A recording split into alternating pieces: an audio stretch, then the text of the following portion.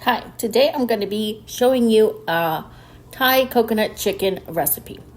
It's a very hearty stew slash soup, and here are the ingredients we'll need. A cup of half and half, a full jar of coconut milk, 1.5 to 2 cups of broth. I have homemade chicken broth right here. I have rotisserie chicken shredded up.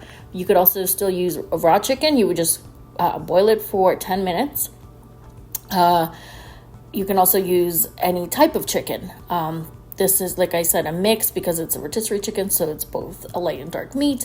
I have mushrooms chopped up, some garnishes, which are cilantro and green onion.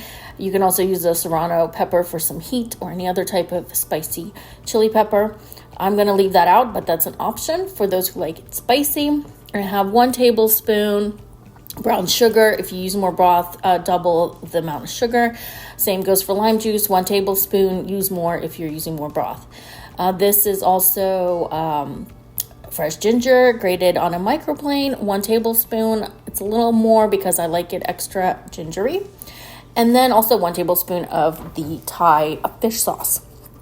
I would recommend making sure you don't have an expired fish sauce. That's something that needs to be fresh for the flavor to be really good. So look for one that has like a light brown color when you put it up to some light. This is one I just got at Publix, but you can go to an Asian market and they have a large variety there as well.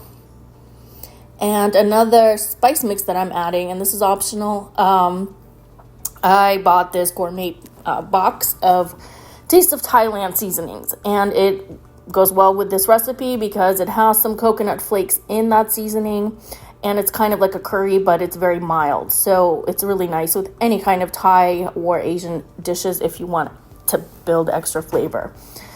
I got that one on Amazon. It is not very expensive, but it is a gourmet seasoning mix, and it also has a magnet on the bottom so you can stick that whole thing on your fridge. Here I have for my side white rice. This is white basmati rice that I soaked overnight. If you don't have that much time, you just need to rinse it in cold water. Let it sit for at least 30 minutes. But rinse it well. That's the most important step to make it not mushy and sticky.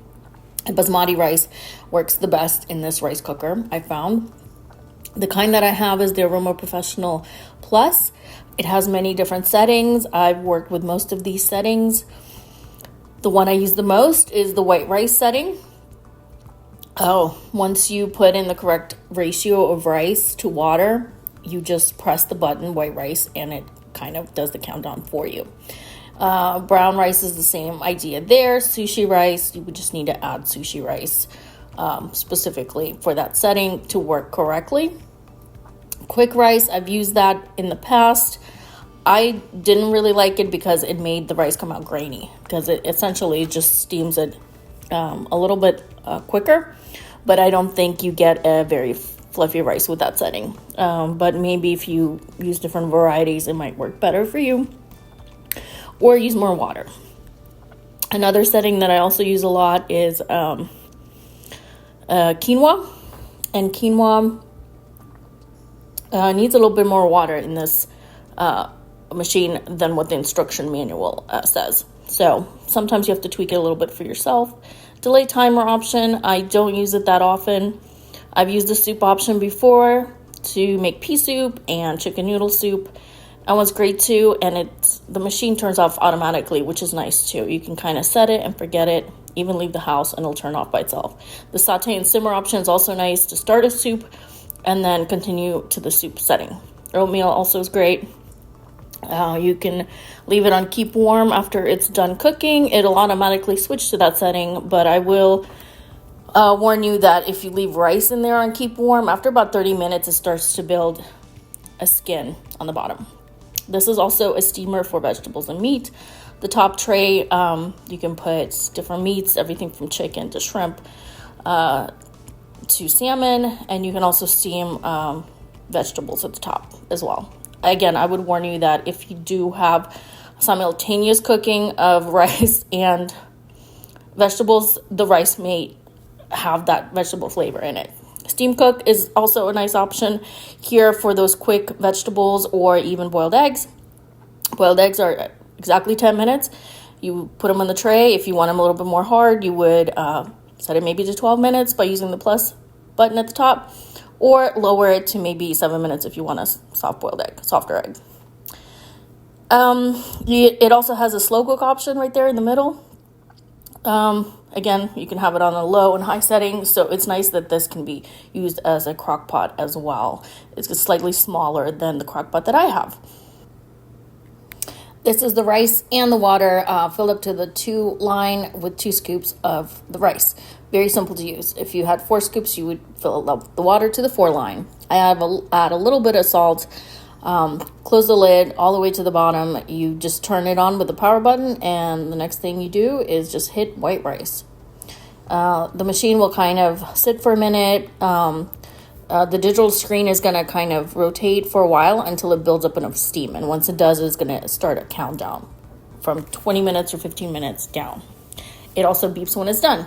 So right now I've added all my liquid ingredients into the pot. I'm bringing it to a boil, and then I will cook the mushrooms for about 15 minutes. I will also add in the chicken at the very end. It's already cooked, so it does not need to cook that much. If you had raw chicken, I would put it in at the very beginning to make sure it's cooked through thoroughly.